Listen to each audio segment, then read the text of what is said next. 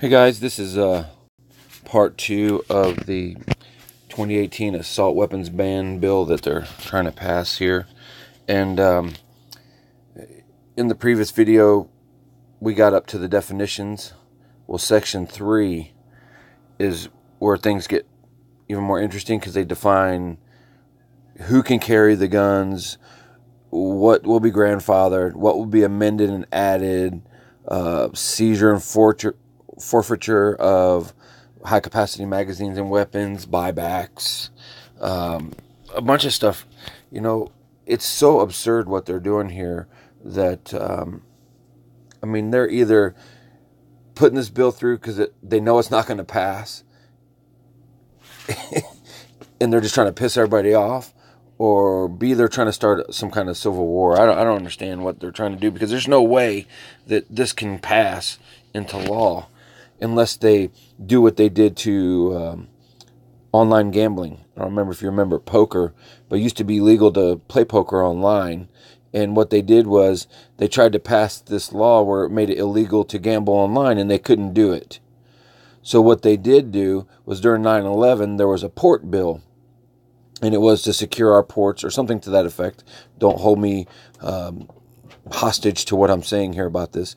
But there was a port bill introduced to protect our ports, and what they did was they took this gambling, the Online Gambling Act, and they attached it to this unrelated port bill, and they bundled it together. So when the port bill had to be passed to protect our country, it automatically made the online gambling illegal. So I don't know if there's some other kind of stuff they want to bundle together, whether it be, passing health reform or whatever to try to get these guns to go through. But, it's just totally ridiculous. They're worried about belt-fed weapons and, just rocket launchers and grenade launchers and stuff. Come on, guys, really? How many people have you known to have a rocket or a grenade that shoots off of a rifle? Who has this? This stuff they have. They even get the term rocket means, and simply a complex tube-like device containing combustibles being ignited. Come on, man. They define everything. A grenade launcher or rocket launcher means an attachment used for a firearm that's designed to propel a grenade, rocket, or other similar destructive device. Are these people crazy? Really? They're worried about pistol grips and thumbhole stocks and threaded barrels and all this kind of stuff. And then they talked about the term grandfathered semi-automatic assault weapon means that the assault weapon ban, transfer will be unlawful under Section 922 except under Paragraph 2. You have to be a lawyer to decipher all this bullshit, right? Anyways, let's move on here to what it's talking about. Large capacity ammunition, feeding devices. Go down here. They're basically defining a bunch of stuff so they can add or take away things without losing everything they want. You ever heard of something called the sixth finger? What the sixth finger is this.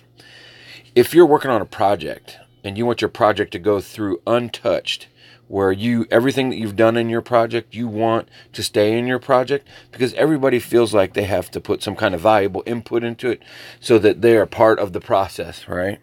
So what you do is you create the sixth finger. There's only 5 fingers on your hand, and you want to keep those 5 fingers.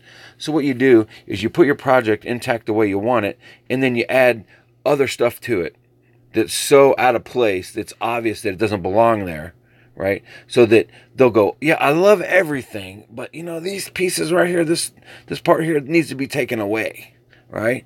And so if we take that away, everything else is fine. Well, you put that in there intentionally, knowing that they think that way, so that they're going to remove these parts from it so you can keep all the rest.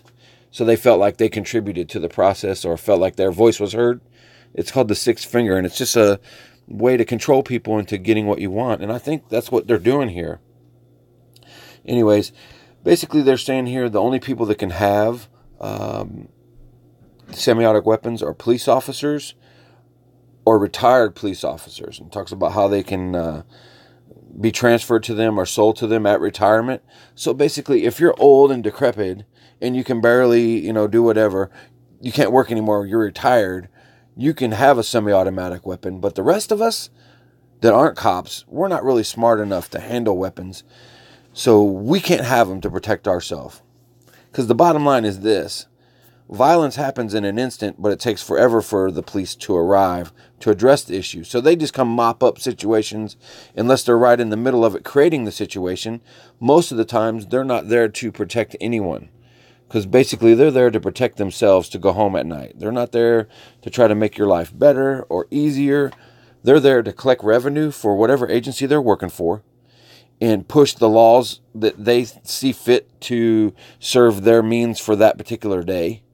And they take people to jail. If you don't go to jail, then they're going to make you go to jail. They're going to fight you and arrest you and bring in their buddies or shoot you or whatever they have to do to get you to jail.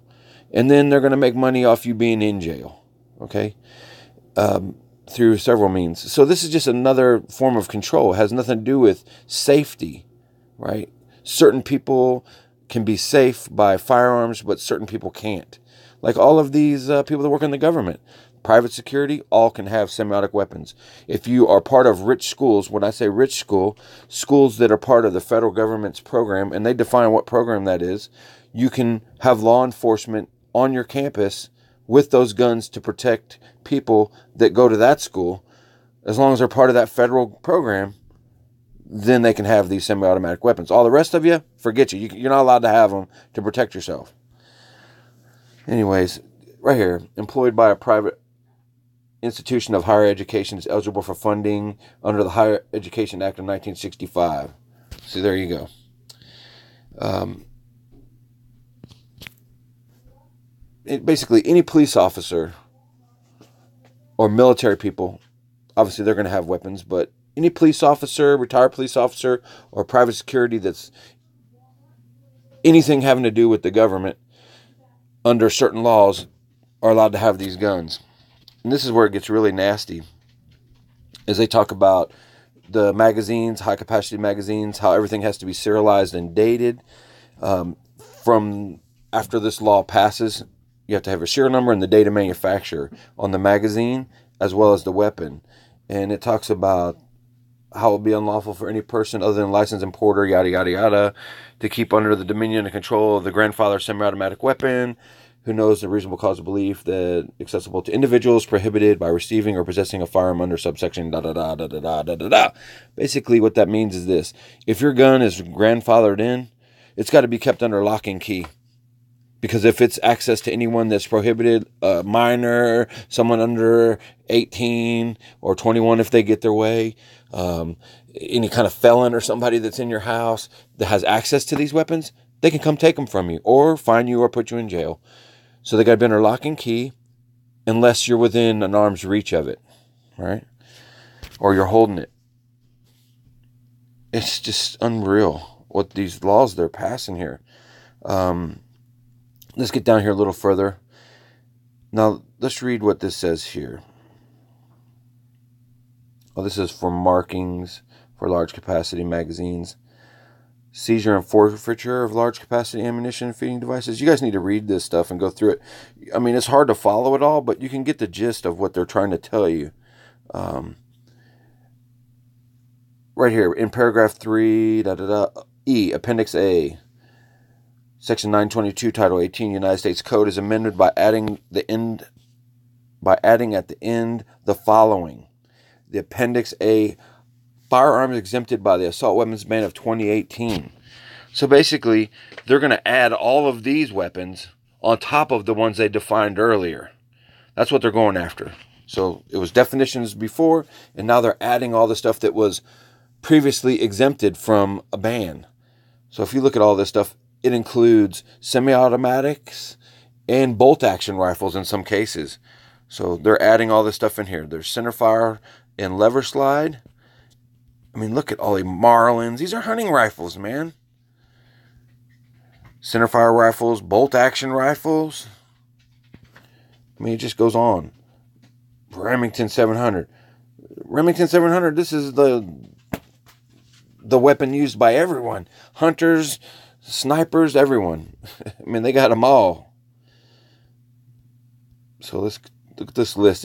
I'm just going to go through it real quick and end this video, because this is such a ridiculous. This is the shotgun autoloaders. I mean, look at the list of all these guns. So it's obviously they're going to grandfather. I mean, look at that. I'm swiping through. It's craziness.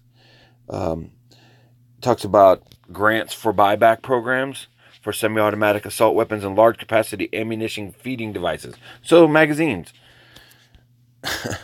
They're talking about how you can get money to buy back this stuff if you're an LEO, probably, law enforcement agency or organization.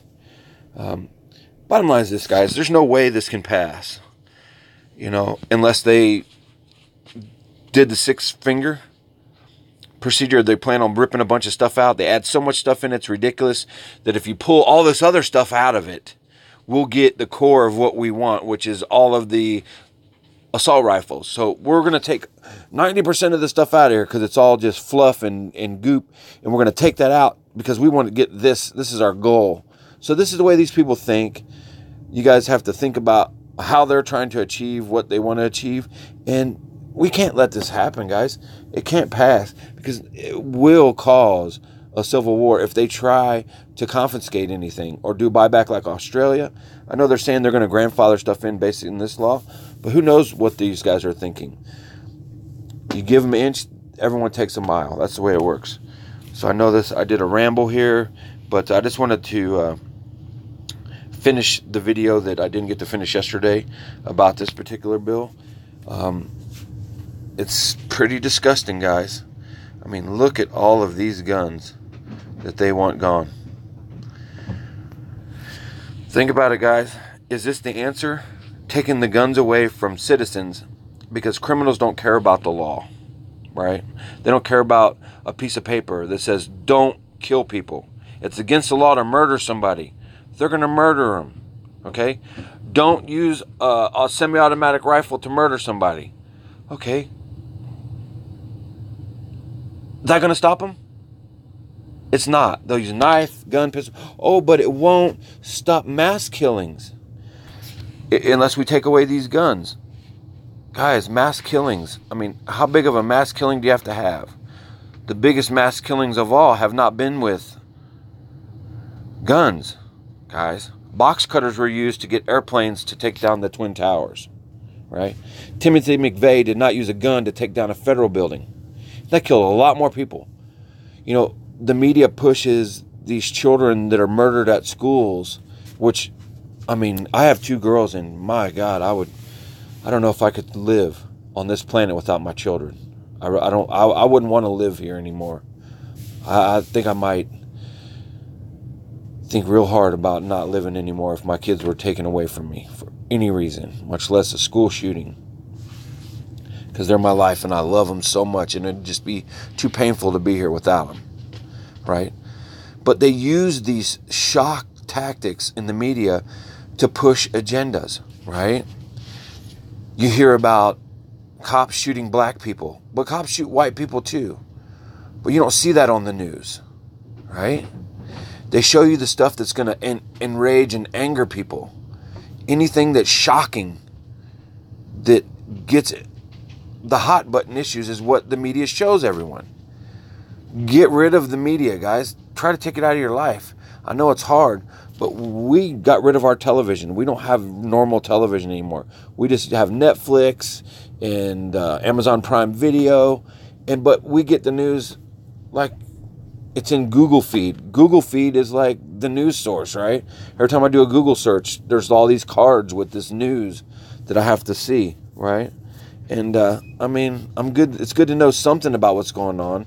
But, I mean, every little thing that's happening, it's depressing in life to have to deal with all these bad things, guys. And I know I'm off topic, but it boils down to people with power want to control people without power. Don't surrender your power.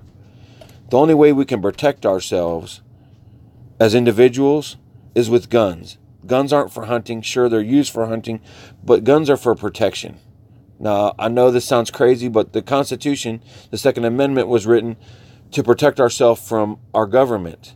In that case, back was England. You know, people fought against England to create our country, right? And that's what they were intended for at the beginning, you know. But they're also self-defense. You have to have weapons as self-defense. Because I'm telling you right now, the only way to stop a bad guy with a gun is a good guy with a gun. And if you have to wait 10 minutes for the police to show up, and a guy's in your house trying to kill you, or in your school killing kids, guys, the deed is done. The guy's going to run out of ammunition after 5 minutes or so, and the cops aren't even there yet. The only way to stop this shooting is to have guns to stop them, right? You can't take a knife to a gunfight, people, right? And I know people are against teachers arming and having guns at school. I mean, Louis Farrakhan's on there saying, yeah, that's all the white teacher needs is to shoot a black boy that, contests what he's telling them, because we're trying to oppress black people as teachers. I mean, these people spread this kind of stuff. Louis Farrakhan is no friend of anyone other than black people, and he pushes his agenda towards that. Teachers are there because they love kids, and they want to see kids succeed, and they want to teach them. Who better to protect the kids? What Donald Trump said was right, okay? Don't buy into the hype that teachers are going to use guns to shoot out-of-line kids at school. That's never going to happen, right? Sick teachers are going to do sick stuff because they're human beings. They say cops, there's a few bad apples. Well, there's a few bad apples in every walk. Bad doctors, bad lawyers, bad judges, bad teachers. They're everywhere. There's going to be bad people doing bad stuff. But the number of those people are limited. There's not as many bad people as there are good people. So when these bad people stand up, if they're being faced by a bunch of good people that are unarmed, they become victims by these bad people. Why does that have to happen? Why can't the good people protect themselves? Period. And protect the people that can't protect themselves, like our kids. This is what the bottom line is. Teachers should get armed, and I'm not saying every teacher. I'm saying that teachers that wish to be armed should enter their name into the system that they want to be trained. They need to be physically fit. They need to be mentally approved, where they go through a psychological evaluation, and they need to have training by like a special forces where these teachers, say 10% of the teachers at the school, or 15 or 20 or whatever the percentage of people are, they work together as a team. The weapons need to stay concealed, and the only time those weapons could ever be brought out is in case of a shooting situation where guns are presented at the school, right? So, for example, if all of the classrooms had, like a ring, that ring monitor system that's a video two-way system in their classroom, as soon as a shooting went on, it could be alerted. There's all kinds of procedures can be put in schools, right? They've got these smoke bombs that come down in the hallways that kind of block out the schoolway. So if a shooter's going down the hallway, he can't see where to shoot. There's inside locking devices so the guy can't just shoot through the door handle and get into the classroom because the door is so secure that they can't get into the classroom, right? And then the last line of defense could be, like armed teachers that work together as a team, like a special forces team. And I know it sounds crazy, but this is what our world has come to, guys. Our kids are unprotected. And the way the liberals want to do is take all the guns away, and that's going to keep our kids safe. It's not. It's not. All right, that's it, guys. Hope you guys can have a great weekend. And please try to put some common sense towards how do we stop violence? And this is the last thing I'm going to say is it's all has to do with mental health. We need more mental health programs put in place. And people need to be nice to people. They need to work with people. And stop being so self-centered. Know your fellow man. Know your neighbor. Love your neighbor. Be good to your neighbor. And if everyone was more towards the feelings of other people, not only would you know there's problems in the world, there's sick people, you could find help for those people that are having problems, right? It's just everybody walks around as a stranger. And then when the stranger pops up with all this anger in his heart, it's a shocking thing. How could that happen, right? Well, it's because we're so disconnected from our neighbor. So love your neighbor, man. Go get to know everyone that's around you and treat people with respect. And the world can be a better place if we protect ourselves. Take care, guys, and we'll talk soon.